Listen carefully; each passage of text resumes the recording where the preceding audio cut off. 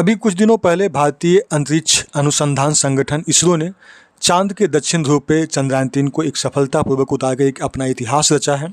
और इस वजह से काफ़ी जो इसरो का टीम है और भारत के लोग हैं काफ़ी उत्साहित हैं। और इसी का अगला प्रोजेक्ट जो है शनिवार को आदित्य L1 मिशन को लॉन्च किया गया।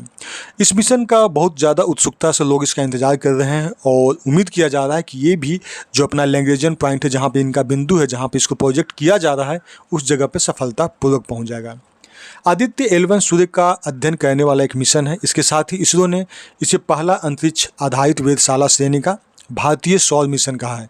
अंतरिक्षयान को सूर्य पृथ्वी प्रणाली, जो पृथ्वी और सोलर सिस्टम यानी सूर्य और पृथ्वी सिस्टम के एक लैग्रेंजियन पॉइंट होता है, जहाँ पे दो बिंदु के बीच में एक ऐसा बिंदु होता है जहाँ पे दोनों का जो ग्रेविटेशनल फोर्स है वो बैलेंस कर देता है। यहाँ पर वहाँ पे एक दूसरे को गुरुत्वाकर्षण बल को निष्प्रभावी कर देता है। अंतरिक्षयान को सूर्य पृथ्वी प्रणाली के लैग्रेंजियन बिंदु L1 के चारों ओर एक ऐसा प्रभा मंडल कक्ष है उसमें स्थापित करने की योजना है, जो पृथ्वी से लगभग 15 लाख किलोमीटर की दूरी पर रहेगा और वहाँ पर रहकर सूर्य को स्टडी करेगा। दरअसल लैग्रेंजियन बिंदु एक ऐसा बिंदु है जहाँ पर दो वस्तुओं के बीच में कार्य करने वाला जितना भी गुरुत्वाकर्षण बल होता है वो एक दूसरे को बैलेंस कर देता है, निष्प्रभावी कर देता है। इस वजह से L1 बिंदु का उपयोग किया जाता है ताकि वहाँ से स्टडी किया जा सके।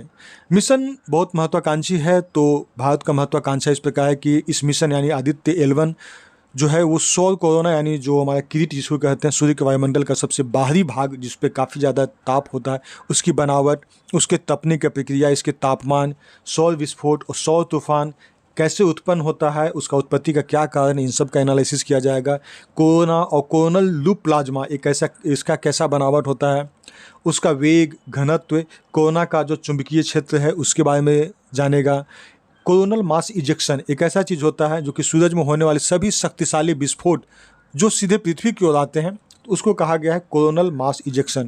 तो इसके बारे में भी कैसे उत्पत्ति होता है, कैसे इसका विकास होता है, कैसे ये आगे बढ़ता है, कैसे ये पृथ्वी तक पहुंच सकता है या कैसे और भी ग्रह को नुकसान कर सकता है। तो उसकी गति, सोलर विंड, अंतरिक्ष के मौसम, अंतरिक्ष में जो फैक्टर्स होते हैं जो मौसम को प्रभावित करते हैं, उन सब चीज़ों को भी काफ़ी डिटेल से इसको अध्ययन किया जाएगा।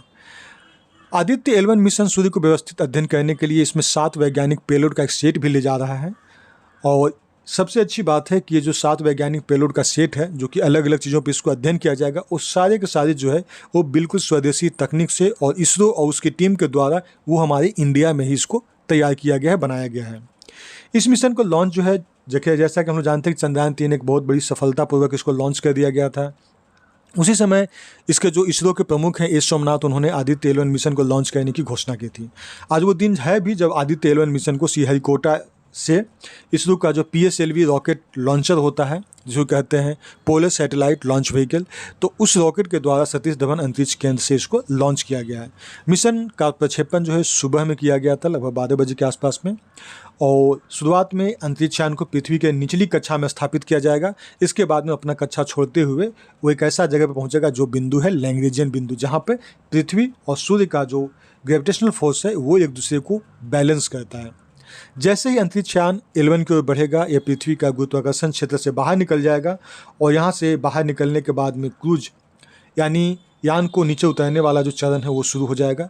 बाद में अंतरिक्षयान को L1 के चारों ओर एक बड़ी प्रभामंडल कक्ष में इसको स्थापित किया जाएगा और इस प्रकार से आदित्य L1 स्टडी के लिए अपना मिशन को सक्सेसफुली उस जगह पर स्थापित कर देगा। और इस मिशन में लगभग जो है 4 महीने का समय लगने की संभावना है।